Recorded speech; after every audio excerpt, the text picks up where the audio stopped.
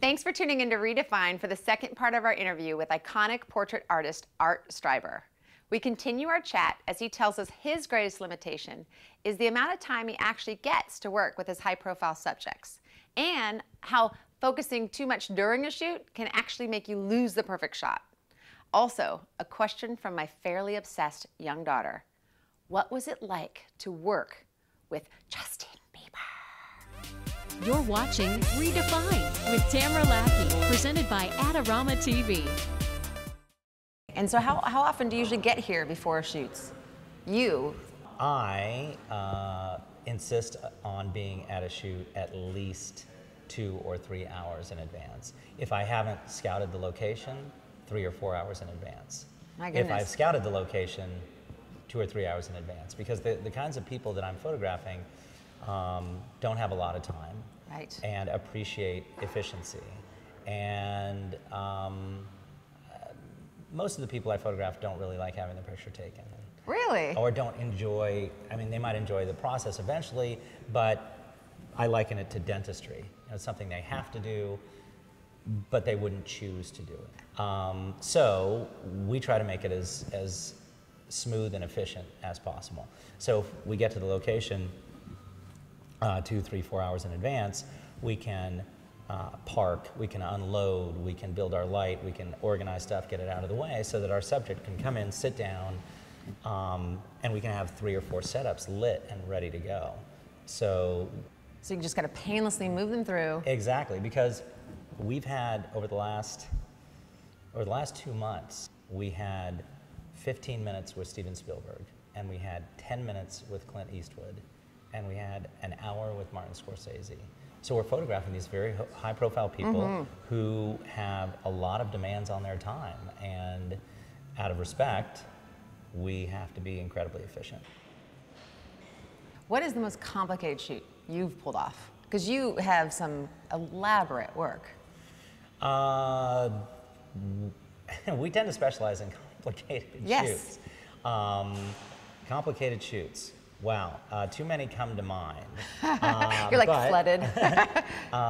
Let's see, I'm going to say, recently we photographed the cast of The Princess Bride for Entertainment Weekly. I saw that. And that was complicated because one of the cast members, Mandy Patinkin, could only be there at 7 a.m.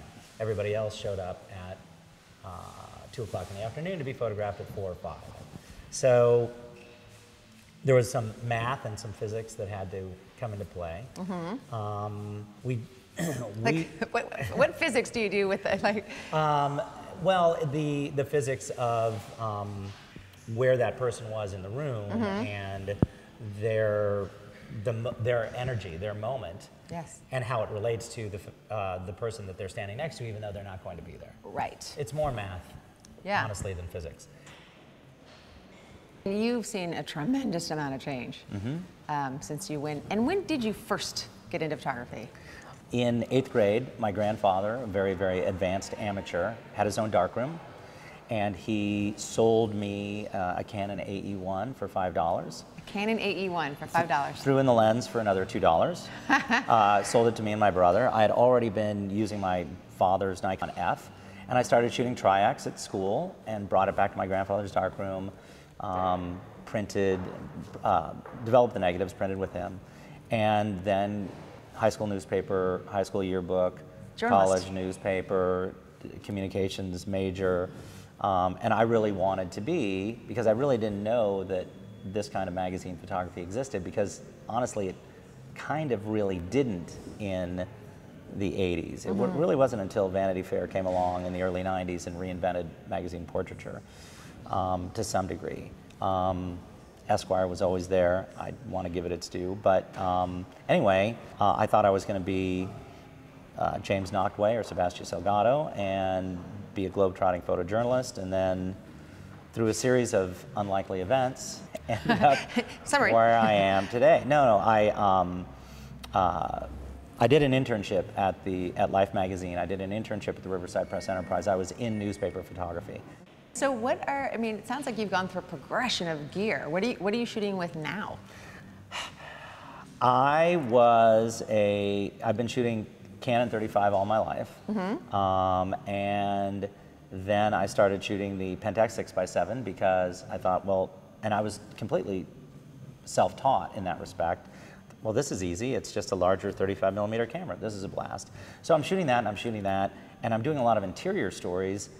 And the Polaroid, if you wanted to shoot a Polaroid with that camera, you had to shoot a different body. So you had to take this camera off the tripod, put the Polaroid body on the tripod, and my crew started whining at me. Why don't you just shoot the RZ? I don't want to shoot the RZ. Just shoot the RZ.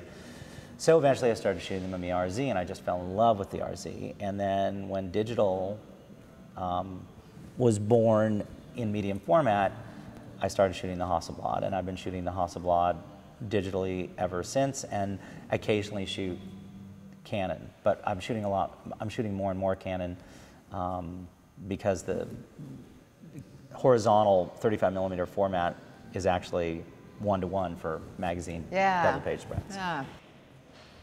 I was just talking to one of my closest friends who's a very talented photographer about a shot yesterday that got away that I didn't think about until this morning.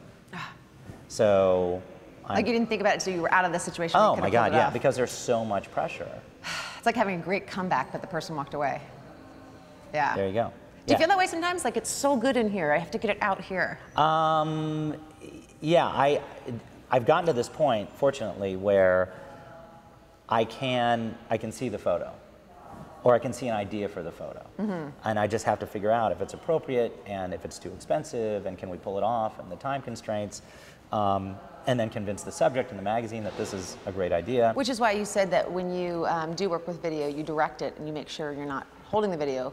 Is that part of why? It's just to be able to stand back and to get the performance that I want. I'm still directing the lighting. I'm still telling the camera where I want the camera to be. Right. But I have to talk to my subjects. Right. And one of the great downfalls of digital is chimping. And it's actually, it's a legitimate sociological term now. Yes. It's a condition started on the floor of the Lakers game when digital first came out. And if you're doing portraiture.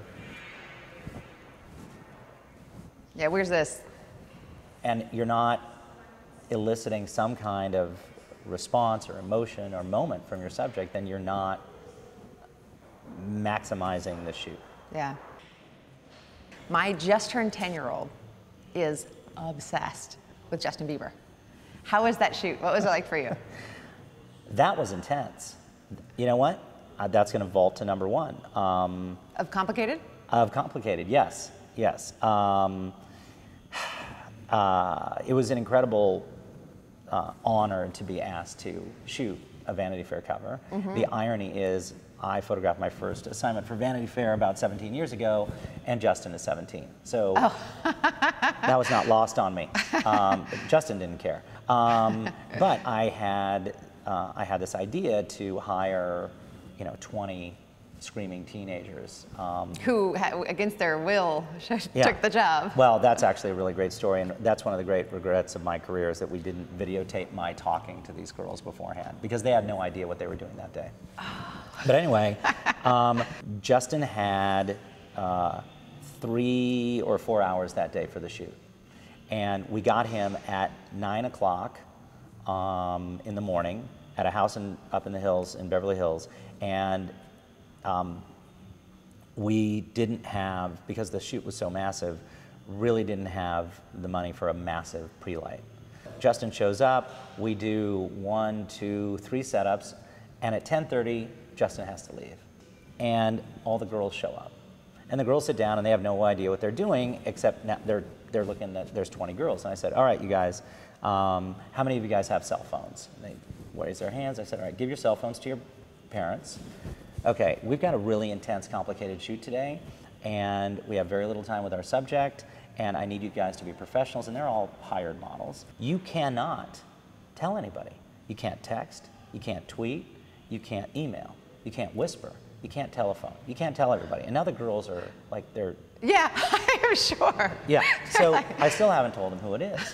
And they're looking at their moms, and they're looking back at me, and I said, today's subject does not have any time, and we've got to be really, really efficient. And mainly because he's got a concert tonight in San Diego. So the real Bieber fans immediately, they know his every movement. Squeal. So they're shrieking, they're crying, they're looking at their mother, they're grabbing the furniture, they're shaking, they've got goosebumps. I said, we're photographing Justin Bieber. Ah! Just like exploding hormones and tears and hair being pulled out. This is the Beatles, you know, shrieking girls. And I did a lot of picture research and found these great pictures of No, Elvis. and that was that what you modeled it after? Yeah. Interesting. I was in grocery store checking out, put the magazine, flipping through. I'm like, who shot this? Art Streiber. I've got to meet him. Thank you. So I am so. I mean, I just thought it was creative. It was fun. It was spirited.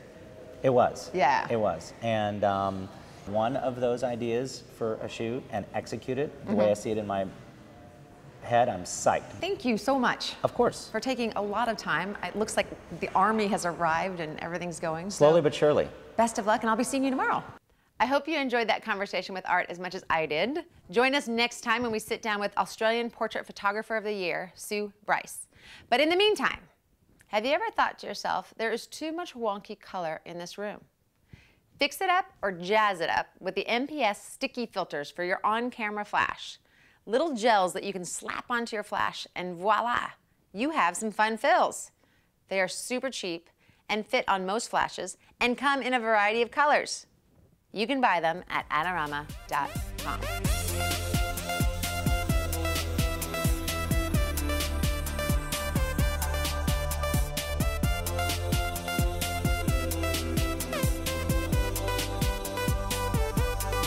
Special thanks to our sponsors, Adorama, the photography people, and T1 Line, the voice and data solution experts.